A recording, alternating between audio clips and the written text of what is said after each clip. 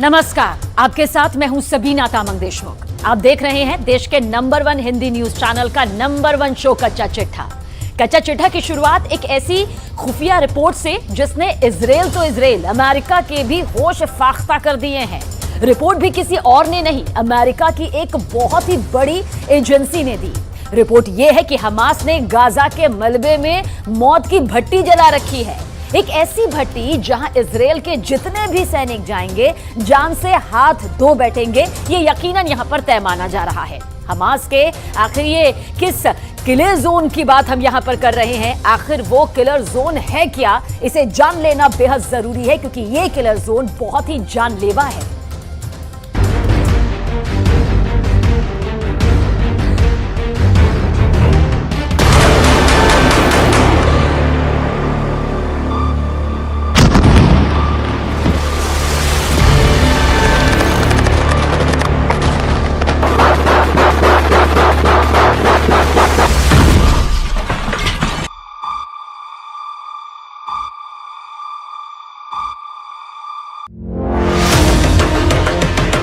Gaza में घुसे Israel के कमांडो किसके निशाने पर हैं? इनके एक एक मूवमेंट पर उनकी नजर है।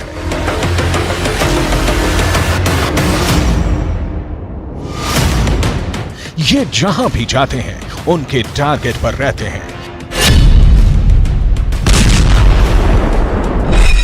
ये यहां जो कुछ करते हैं उनकी मर्जी से करते हैं। दिन के 24 घंटे, घंटे के 60 मिनट और मिनट के 60 सेकंड ये उनके निशाने पर हैं।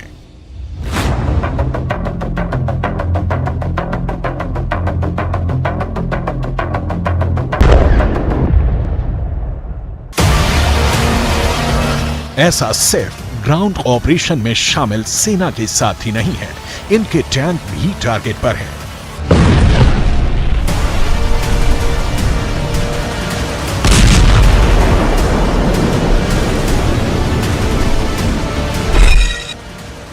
गाजा में घुसे एक एक टैंक की हलचल उनके इशारे पर हो रही है।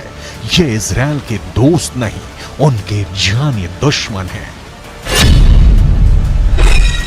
अब सवाल है कि अगर ये दुश्मन है तो गोली क्यों नहीं चला रहे हैं, इनको मौत के घाट क्यों नहीं उतार रहे, आखिर इनको अपने इलाके में और अंदर तक क्यों आने दे रहे हैं? जवाब है, हमास ने गाजा में मौत का जाल बिछा रखा है। ये जाल हवाई हमले में बर्बाद हुई इमारतों के मलबे में बनाया गया है। दावा है कि इस मलबे में ही हमास ने इजराइल के सैनिकों के लिए किल जोन बना रखा है। किल जोन भी ऐसा पहले कभी नहीं देखा जैसा, एक ऐसा किल जोन जहां जो आएगा मारा जाएगा। दावा है कि इस जाल की तरफ बढ़ते इजरायली सैनिकों के एक एक कदम मौत के और करीब ला रहे हैं, क्योंकि इस किल जोन में हमास ने सैकड़ों स्नाइपर छिपा रखे हैं।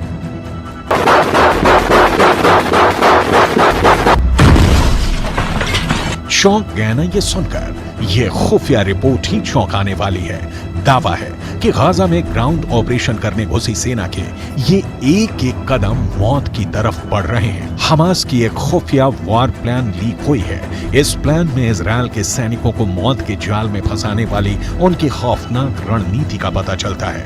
इस रणनीति में सिर्फ इजराइल के सैनिकों के लिए ही मौत का जाल नहीं बिछाया गया है, इजराइल के टैंकों को तबाह करने का खुफिया इंतजाम किया गया है। खुफिया रिपोर्ट की माने तो हमास ने हवाई हमले के मलबे के नीचे विस्फोटक छुपा रखा है, जिसका इस्तेमाल हमास इजराइल की टैंकों को उड़ाने के लिए कर सकता है। जब भी टैंक मलबे के करीब से गुजरेंगे, मलबे में जमा बारूद में विस्फोट होगा और आसपास मौजूद सैनिक से लेकर टैंक तक सब कुछ जलकर खाक हो जाएगा। सवाल है, क्या यह सच में होने वाला है? अगर होने वाला है तो कब होने वाला है, कैसे होने वाला है?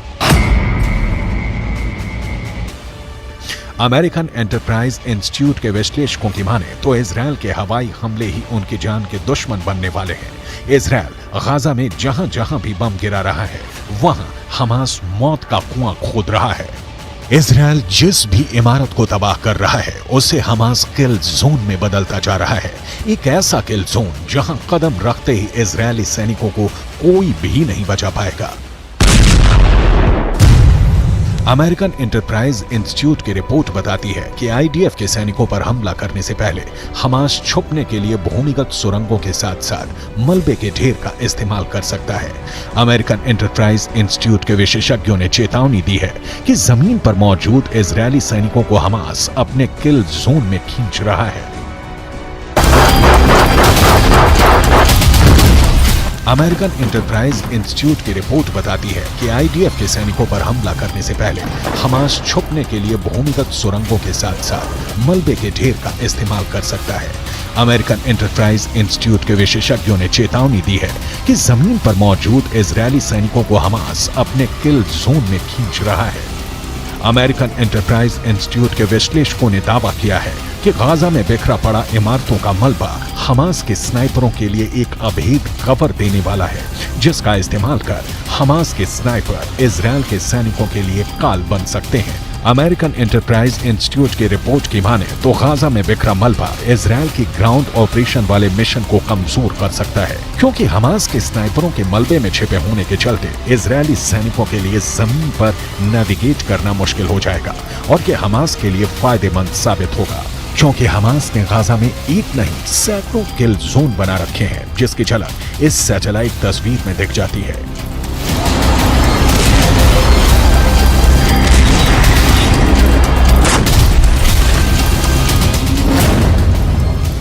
सीमा पर मौजूद दीवार को पार कर इजरायल की सेना जैसे जैसे गाजा में अंदर दाखिल हो रही है वो हमास के बनाए किल जोन के और करीब पहुंचती जा रही है। सैटेलाइट तस्वीर में पीले रंग के जो तीर के निशान बने हैं वो इजरायल के सैनिकों के गाजा में दाखिल होने वाले रास्ते हैं, लेकिन अमेरिकन एंटरप्राइज इंस्टीट्यूट की रिपोर्ट की माने तो ये रास्ते इजरायल के सैनिकों को हमास के किल जोन की तरफ ले जा रहे हैं। किल जोन नंबर 1, किल जोन नंबर 2, किल जोन नंबर 3, किल जोन नंबर 4, किल जोन नंबर 5, किल जोन नंबर 6, किल जोन नंबर 7, किल जोन नंबर 8, किल जोन नंबर 9, किल जोन नंबर 10, किल जोन नंबर 11, किल जोन नंबर 12, किल जोन नंबर 13, किल जोन नंबर 14, किल जोन नंबर 15।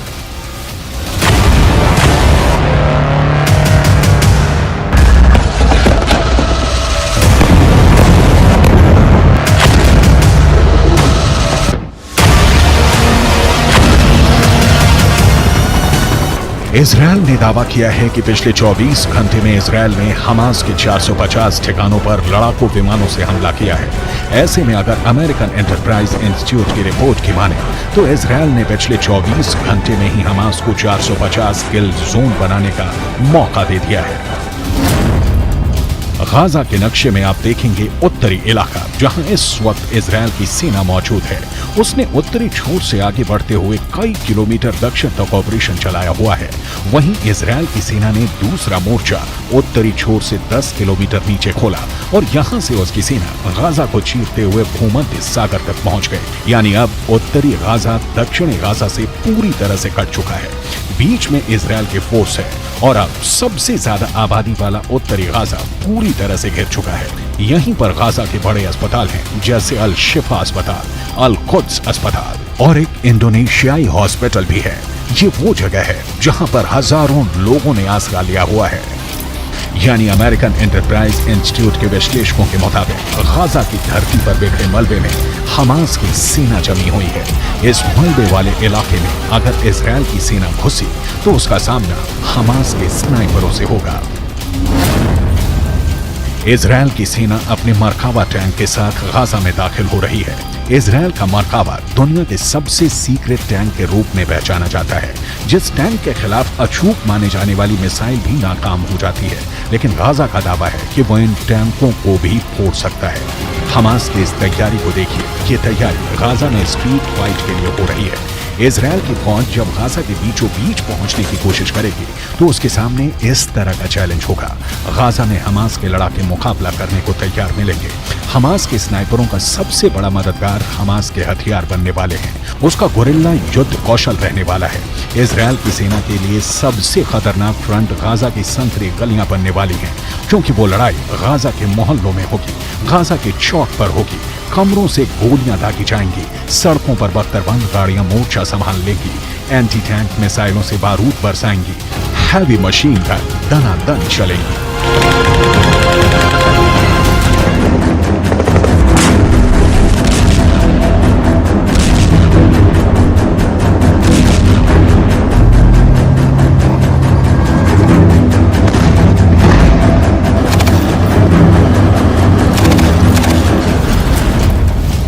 सबसे असरदार हथियार Hamas के पास anti tank missile है। ये मिसाइलें Merkava पर मौत बनकर बरसेंगी और मरकावा धुआं धुआं हो जाएगा। अगर यह हमला गोरिल्ला वॉर के तौर पर हुआ तो गाजा में भी यूक्रेन के मारियोपोल जैसी तस्वीर देखने को मिल सकती है। गाजा की इमारतों में स्नाइपर छुपे हैं। गाजा की इमारतों के मलबे में मौजूद ये स्नाइपर इजरायल के सैनिकों के लिए यमराज साबित हो सकते हैं। गाजा की जो सबसे नई तस्वीरें सामने आ रही हैं, उससे साफ जाहिर है कि गाजा का ज्यादातर हिस्सा खंडहर में तब्दील हो चुका है। लेकिन खुफिया रिपोर्ट की माने तो इसी खंडहर में इजरायल की सेना को खंड खंड करने का खतरनाक प्लान तैयार है।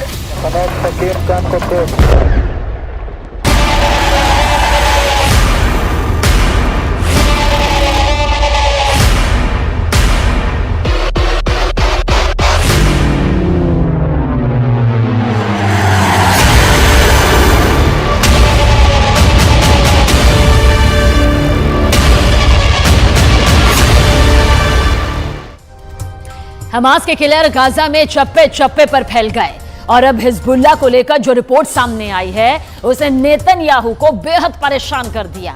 उत्तर कोरिया और हिजबुल्लाह के बीच पक्की दोस्ती देखकर नेतन्याहू के साथ बाइडेन को भी लग रहा है कि इस युद्ध में परमाणु बम की एंट्री हो सकती है।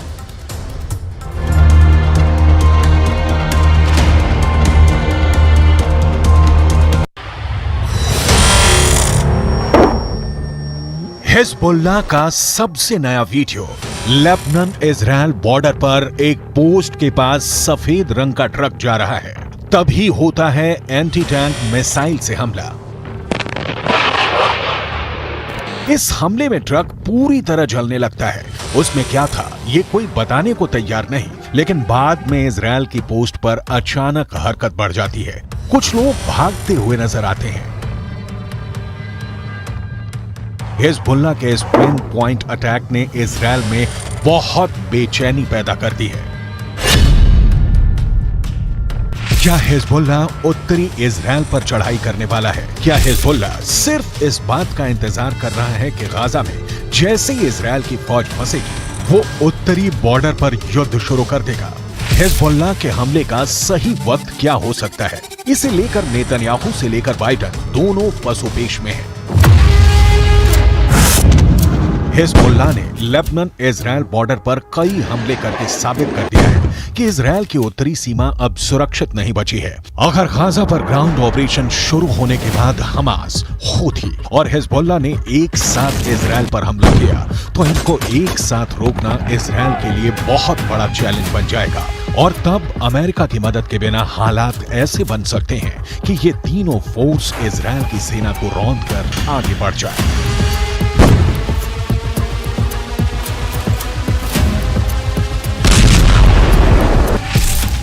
गाजा में हमास के लड़ाकों की तादाद 40 से 50 हजार के करीब है। उत्तर की तरफ लेबनान में मिलिशिया हिजबुल्लाह की तादाद 1 लाख से ज्यादा है। इनके सामने इजरायल में एक्टिव और रिजर्व फोर्स मिलाकर 6 लाख से ज्यादा सैनिक हैं। ये आंकड़े बताते हैं कि इजरायल के पास 4 गुना ताकत है।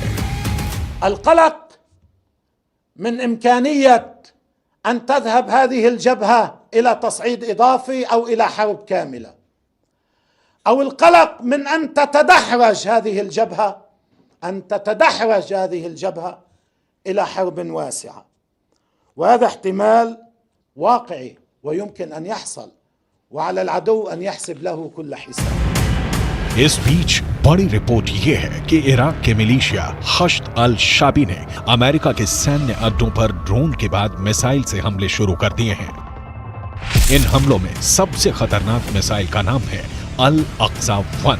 अल अक्सा 1 ईरान की फतेह 110 का ही एक नया वर्जन बताया जा रहा है, या कहें कि ईरान ने यह मिसाइल इराकी हिजबुल्लाह हश्द अल शाबी को सप्लाई की और उसने इसका नाम बदलकर अल अक्सा 1 कर दिया। यह ऐसी मिसाइल है जो हिजबुल्लाह के पास पहले से है। यह एक टैक्टिकल मिसाइल है जो छोटा परमाणु बम भी दाग सकती है। The barbarism is led by an axis of terror. The axis of terror is led by Iran. It includes Hezbollah, Hamas, Houthis, and their other minions. They seek to bring the Middle East and the world back to a dark age. They seek to torpedo, to derail any progress towards peace and the progress and the promise that we had in our budding peace treaties with our Arab neighbors. इसीलिए इस ballistic missile को लेकर अब सबसे बड़ा सवाल पूछा जा रहा है कि क्या हिजबुल्लाह के पास टैक्टिकल हमले के लिए परमाणु बम भी हो सकता है, ऐसा परमाणु बम जिससे कम दायरे में बड़ी तबाही मचाई जा सके। क्या हिजबुल्लाह के चीफ हसन नसरल्लाह ने यह परमाणु सीक्रेट अभी तक छुपा कर रखा हुआ है? 2006 में अमेरिकी कांग्रेस को दी गई एक रिपोर्ट में कहा गया था कि लेबनान की मिलिशिया हिजबुल्लाह के उत्तर कोरिया से गहरे संबंध हैं। उत्तर कोरिया हिजबुल्लाह को हथियार भी देता रहा है। इसमें रॉकेट और मिसाइल से लेकर बम और गोले भी हैं। उत्तर कोरिया के लीडर किम जोंग उन को हिजबुल्लाह का बहुत बड़ा फैन कहा जाता है। उत्तर कोरिया ने फिलिस्तीन का भी हमेशा समर्थन किया है और अब दक्षिण कोरिया से ऐसी रिपोर्ट आ रही है कि जो रॉकेट हमास और हिजबुल्लाह इस्तेमाल कर रहे हैं उन पर मेड इन उत्तर कोरिया वाली छाप लगी हुई है।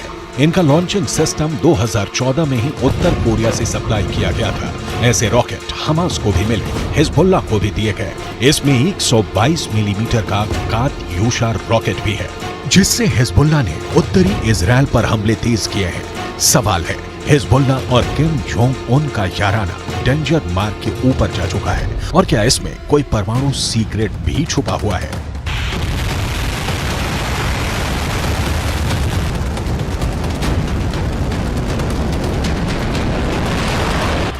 फिलहाल इजराइल पर एंटी टैंक हमलों ने हिजबुल्लाह के इरादों को खतरनाक रूप दे दिया है। इजराइल हिजबुल्लाह के हथियारों को लेकर डरा हुआ है क्योंकि उसने अब तक जो एक्शन दिखाया है उसमें इजराइल की कई बड़ी पोस्ट के चीथड़े उड़ चुके हैं। हिजबुल्लाह ने 3 तरह की एंटी टैंक गाइडेड मिसाइलें इस्तेमाल की। ये है कॉर्नेट, इसकी रेंज 5 किलोमीटर तक है। ये रूस की मिसाइल है, लेकिन अब ईरान इसका देसी वर्जन देहलाविया तैयार कर चुका है और ऐसी बहुत सी मिसाइल अब हिजबुल्लाह के पास हैं। दूसरी है BGM-71-2 anti tank guided missile, range है 3.5 किलोमीटर। ये अमेरिका में बनी मिसाइल है, लेकिन अब इसकी नकल ईरान तैयार कर रहा है और उसने हिजबुल्लाह को सप्लाई की है। तीसरी है 85 कॉन्कोर्स, रेंज 4 किलोमीटर। ये भी रूस ने बनाई है और अब ईरान में ये तोसान नाम से तैयार की जाती है। इजराइल ने सीरिया से खतरे को देखते हुए गोलान पहाड़ियों में भी टैंक पहुंचा दिया है। ये हिस्सा पहले सीरिया का हिस्सा था, लेकिन 1967 के युद्ध में सीरिया से इजराइल ने इस हिस्से को अपने कब्जे में ले लिया। लेबनान, सीरिया और इजराइल के ट्राई जंक्शन वाले इलाके में हिजबुल्लाह का पूरा कंट्रोल है। इजराइल पर वार करने के लिए उसको जो मिसाइल मिली है वो उसे ईरान से सप्लाई की जाती रही है और ऐसी मिसाइलों का हिजबुल्लाह के पास बहुत बड़ा जखीरा है। तीनों मिसाइल बहुत ही घातक है, लेकिन अब एक बड़ी मिसाइल का नाम सामने आ रहा है, वो है फतेह 110। इस मिसाइल से नेतन्याहू को डर लग रहा है, तो उसकी बहुत बड़ी वजह है ईरान की ये मिसाइल 300 किलोमीटर तक हमला कर सकती है और ये अपने टारगेट के 3 मीटर के दायरे में गिरती है। एक बैलिस्टिक मिसाइल का इतना सटीक होना बहुत बड़ी बात है और यही बात इजराइल को परेशान कर रही है। फतेह 110 की 2 और खास बातें हैं जिसकी वजह से इसे रोकने में इजराइल को बहुत मुश्किल आ सकती है।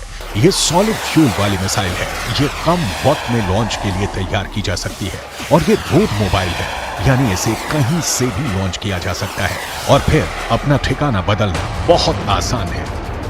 ما يجري على جبهتنا مهم جدا ومؤثر جدا.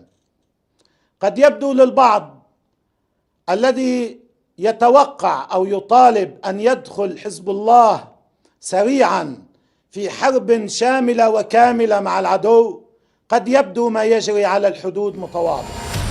इजराइल के लिए इससे भी बड़ा खौफ क्या है, वो बहुत ध्यान से समझिएगा। बाइडेन से लेकर नेतन्याहू को भी पता है कि फतेह 110 मिसाइल को रोकना बहुत मुश्किल है, क्योंकि अमेरिका भी इस मिसाइल को रोकने में पूरी तरह फेल रहा है। अमेरिका को हमले की जानकारी तो मिल गई थी, इसीलिए उसके सैनिक आसपास अंडरग्राउंड हो गए थे। तब ईरान ने फतेह मिसाइल का ही एक पुराना वर्जन इस्तेमाल किया था और अमेरिका के एयर डिफेंस सिस्टम इस मिसाइल को रोकने में नाकाम रहे थे। ईरान ने ऐसी करीब 20 मिसाइलें दागी थी। ये जहां गिरी वहां ऐसे ऐसे गड्ढे बने और 100 से ज्यादा अमेरिकी सैनिकों को धमाकों से गहरा सदमा पहुंचा था।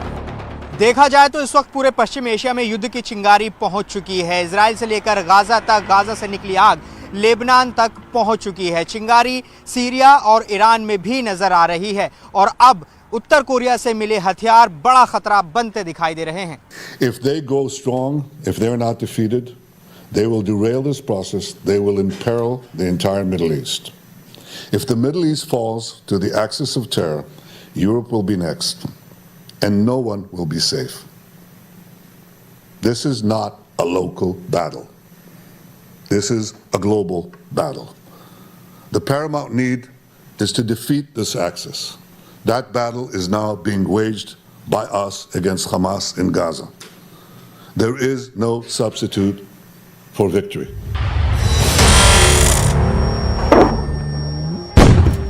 हिजबुल्लाह का खतरा बहुत बड़ा है, ये इजराइल भी जानता है और अमेरिका भी। अगर हिजबुल्लाह ने गियर बदला तो इजराइल के लिए उसे रोकना आसान नहीं होगा। यही वजह है कि अमेरिका के विदेश मंत्री एंटनी ब्लिंकन इराक का भी दौरा कर चुके हैं। जब ब्लिंकन इराक पहुंचे तो वो बुलेट प्रूफ जैकेट पहने हुए थे। इराक में ऐसा खतरा बताता है कि अमेरिका इस वक्त वहां की मिलिशिया हश्द अल शाबी से भी घबराया हुआ है, क्योंकि ईरान समर्थित इस गुट ने अब इराक और सीरिया दोनों जगह अमेरिका के अड्डों पर हमले शुरू कर दिए हैं।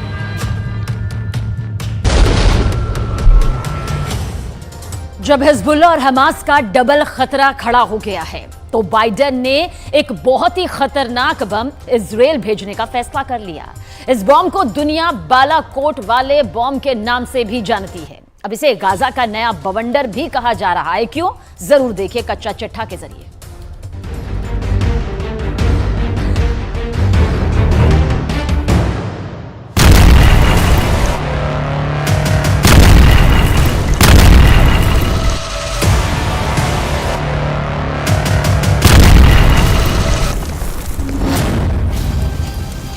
हमास का सफाया करने के लिए इजराइल अब वही बम इस्तेमाल करेगा जो भारत ने पाकिस्तान के खिलाफ बालाकोट में किया था।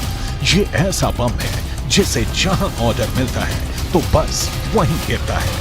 ये दुश्मन को चुन चुन कर मारता है और अब इजराइल इसी बम से हमास को खत्म करना चाहता है। स्पाइस बम एक तरह की किट होती है जो बम को एक ग्लाइड करने में मदद करती है और फिर सैटेलाइट की मदद से ये उसी ठिकाने पर गिरता है जहां इसे टारगेट मिलता है। ये इजराइल की बनाई गई टेक्नोलॉजी है जिसका उत्पादन अब अमेरिका में हो रहा है। यही वजह है कि अमेरिका ने अब 2,500 करोड़ रुपए का हथियार पैकेज इजराइल को डिलीवर करने का फैसला किया है। स्पाइस टेक्नोलॉजी से बम को रफ्तार मिलती है, बम को रेंज मिलती है, बम की तबाही सटीक जगह पर होती है। इस बम को 60 से 70 किलोमीटर दूर से लॉन्च किया जाता है। यह बम इजराइल की हथियार तकनीक की पहचान माना जाता है और अमेरिका में उत्पादन करने के बाद यह हथियार वापस इजराइल को मिलने जा रहा है। स्पाइस तकनीक के 4 वेरिएंट हैं। पहला स्पाइस 1000, दूसरा स्पाइस 2000, यही बम भारत ने इजराइल से खरीदा था। तीसरा स्पाइस 250, चौथा और सबसे नया वेरिएंट है स्पाइस 250ER यानी एक्सटेंडेड रेंज यानी ज्यादा रेंज। गाजा पर बमबारी के लिए इजराइल को अमेरिका से जो पैकेज मिल रहा है उसके कई मायने हैं। एक ये भी बात है कि क्या इजराइल के बम कम पड़ने लगे हैं? क्या 25,000 टन से गाजा को समतल करने के बाद इजराइल के बम का गोदाम खाली हो चुका है? इस वक्त गाजा पर बमबारी जारी रखने के लिए अमेरिका इजराइल की लाइफलाइन बनकर आया है। उसके 2 समुद्री बेड़े इजराइल के आसपास ही तैनात हैं ताकि युद्ध का दायरा अगर बढ़ता है तो इजराइल को कवर फायर दिया जा सके। ये दोनों समुद्री बेड़े परमाणु बम से लैस हैं, इसलिए डर ये भी सता रहा है कि अगर हमास का खात्मा नहीं हुआ और इजराइल के दुश्मनों ने उस पर चौतरफा हमला किया तो क्या परमाणु बम एक्टिव हो सकता है? इजराइल के दोस्त अमेरिका ने समंदर में अपनी घातक परमाणु पनडुब्बी ओहायो भी तैनात कर दी है, जिसके टारगेट पर साफ तौर पर ईरान है। मतलब हमास और ईरान के खिलाफ अमेरिका ने अपना परमाणु प्लान एक्टिवेट कर दिया है। परमाणु हमले की आशंका इसलिए भी जताई गई क्योंकि इजराइल के एक मंत्री गाजा पर एटम बम गिराने की हुंकार भर चुके हैं।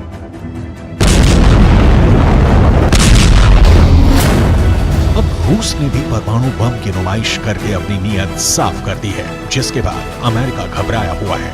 बाइडेन ने अपने नए परमाणु बम पर काम करना शुरू कर दिया है। अमेरिका ने नया परमाणु बम बनाने का ऐलान किया है। अमेरिका का ये नया न्यूक्लियर ग्रेविटी बम होगा। अमेरिका के नए परमाणु बम का नाम B6113 होगा। नागासाकी पर गिराए बम से 14 गुना बड़ा होगा यह बम। अमेरिकी रक्षा विभाग ने ऐलान किया है कि वो B61 परमाणु ग्रेविटी बम के मॉडर्न वर्जन B6113 पर काम शुरू करने जा रहा है। अमेरिका का यह नया परमाणु बम कितना ताकतवर होगा? सवाल है कि क्या अमेरिका रूस के जार बम से भी बड़ा और अधिक शक्तिशाली परमाणु बम बना सकता है? क्योंकि विदेशी मीडिया की माने तो पुतिन ने जार बम की ये प्रदर्शनी अमेरिका को चिढ़ाने के लिए ही रखी है।